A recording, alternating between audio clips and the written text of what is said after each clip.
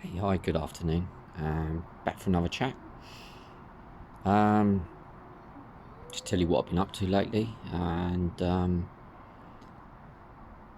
little talk about some things that might be helpful. I don't know. Anyway, last week I did the March for Men walk at Battersea Park in London. The event was organised by Prostate Cancer UK, and the length for the walk was a choice of 2.5, 5, or 10k. I signed up for it a couple of months ago, and I decided on the day that I would go for the 10k. I thought, why not? You know, in for a penny, in for a pound. Let's just let's do this. And the other reason I wanted to prove to myself that I'm able to do that rather than just do the minimum. I wanted to challenge myself, and yeah, just try and prove that cancer's not always gonna beat me. That was my main objective, was to just do it without any fear of being put down by the cancer. I really wanted to do it.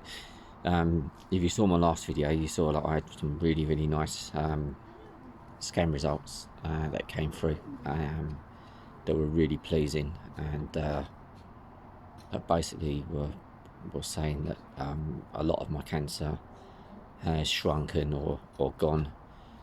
Not all of it, but a lot of it. And I've been kind of thinking since then. It was about a week ago, maybe 10 days ago, since I got that news. It's all been a bit surreal. You know, has it gone? Is it going? It's just this quandary. So to do something like the walk was really good. The really good thing was that the walk raised at the time of the day over £250,000 to Prostate Cancer UK. That's researching for new ways of tackling this illness, making it easier for people like me and others that suffer with this illness, and finding ways of coping with it, and beating it. Ultimately, they want to beat it, and I agree. Yeah, we should be able to beat this at some point.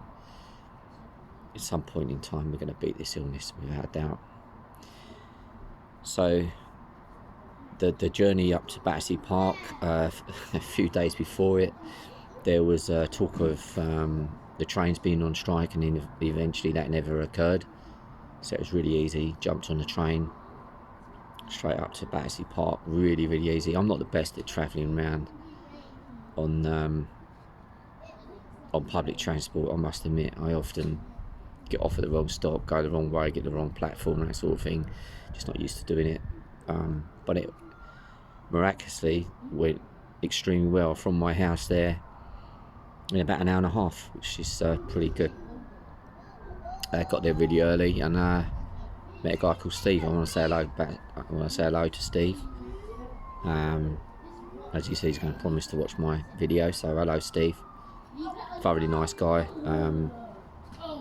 And I walked around with him and his friend for the first part of the course, so for the first half, and we just shared our stories with each other. It was really nice.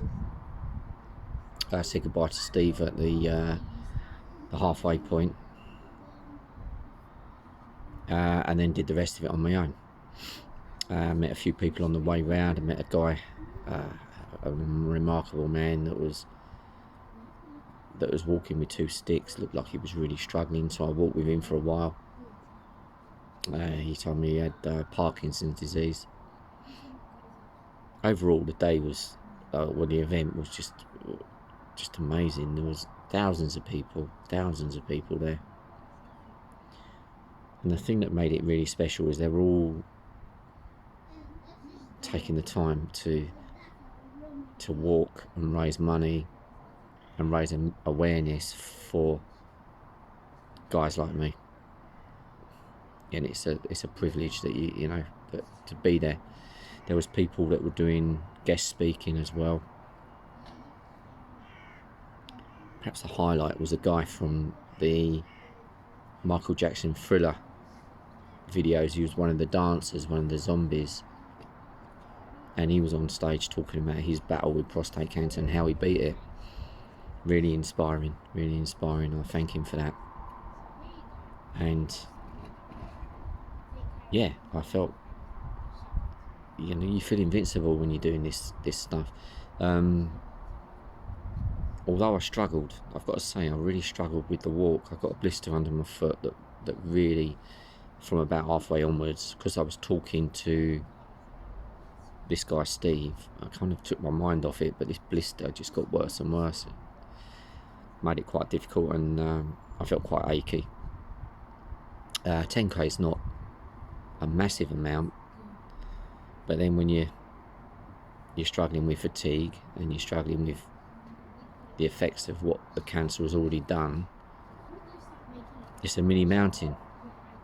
It really is. It's a mini mountain, and some days you're up for it and some days you're not, and my body just didn't feel like I was up to it, so I did it.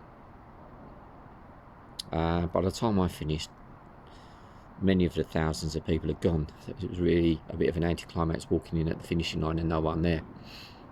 But it wasn't about that. It was about the personal gratification of doing it and being able to say I did it, and to say there's another little thumbs up to positivity, and to prove to cancer that, you know, it's not going to control me.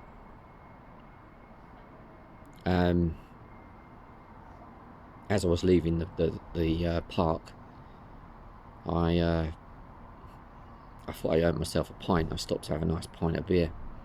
I don't really drink much nowadays, so I sat down and had a beer and watched people. There were still a few people from the race, or from the walk, it was on a race, that were still there.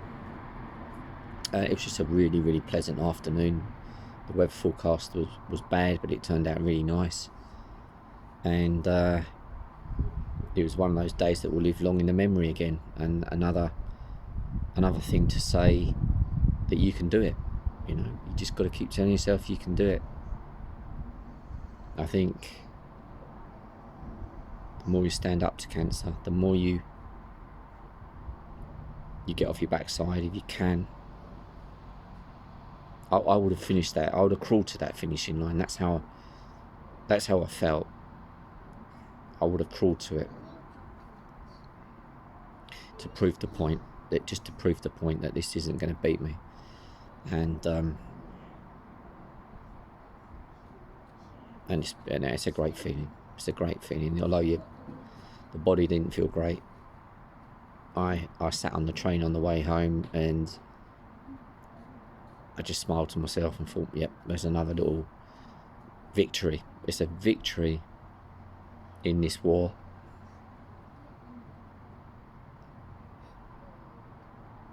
And yeah, I'm going to keep doing it. I'm going to keep doing whatever I can, wherever it takes, and so should you. Take care.